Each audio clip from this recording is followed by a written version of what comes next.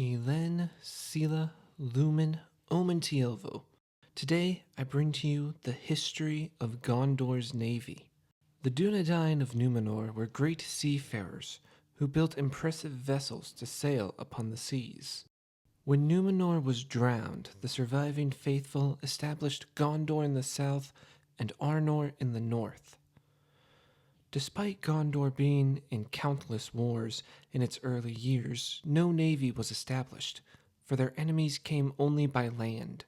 It was not until the first of the ship kings, Taranon Falastor, that Gondor began to create a vast number of ships. When the fleet was ready, Falastor expanded Gondor's borders to the coastlines and the mouths of Anduin. When his nephew, Eärnil, took the throne, he set out to rebuild Pelargir, a city which became great due to its ports. Eärnil further increased the navy, and in 933 began a campaign against Umbar, laying siege by both land and sea, and taking the fortress of the Black Númenóreans. While this victory was great for Gondor, it came at a cost. Just 3 years later, Eärnil and much of Gondor's navy was lost in a storm. This disaster led to the Black Númenóreans returning and laying siege around Umbar. What remained of Gondor's navy would constantly resupply the city, and King Ceriandil, who would later fall in battle against the Black Númenóreans and their Haradrim allies. King Hyarmendakil would rebuild Gondor's navy once more, and like his grandfather, launch an all-out attack against Gondor's enemies. The battle that followed ended the war in Gondorian victory. Gondor maintained their supremacy on the seas for many years to come. But when the Kinstrife broke out, the navy supported Castamir, captain of the ships, in his bid for power against the true king Eldacar. In 1447, Castamir's forces were defeated at the crossings of Arui, and Castamir's sons fled from Pelargir, taking with them the navy.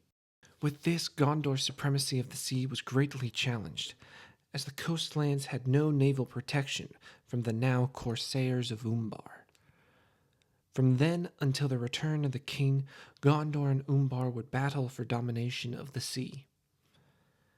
While no mention of a navy is made for hundreds of years, Gondor at some point rebuilt their navy, for when the hosts of Gondor arrived in Eriador, the Gondorians had more ships than the elves had seen. It is possible that after the Wainrider War, King Eärnil II began the rebuilding of the ships. Despite the grandeur of the fleet, Gondor's decline was well evident by this point, meaning the navy must be less than Hyarmendakil's fleet centuries earlier. The decline in Gondor continued, and more of its strength was withered away. During the reign of the Stewards, the Corsairs had free reign over the coasts. If Gondor still had its navy, it was small and most likely not maintained properly, as more and more of Gondor's lands were taken by the Haradrim, Easterlings, and Orcs, and whole regions were abandoned.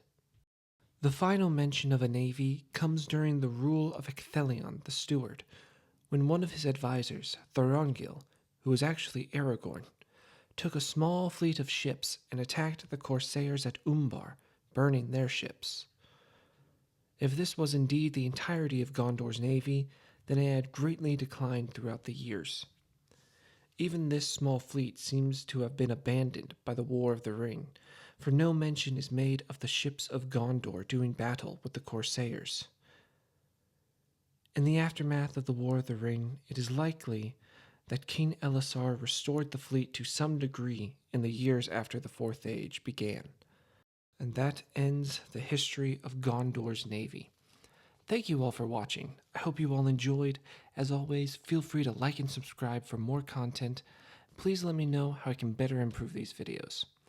Thanks, and as the elves say, Namarie.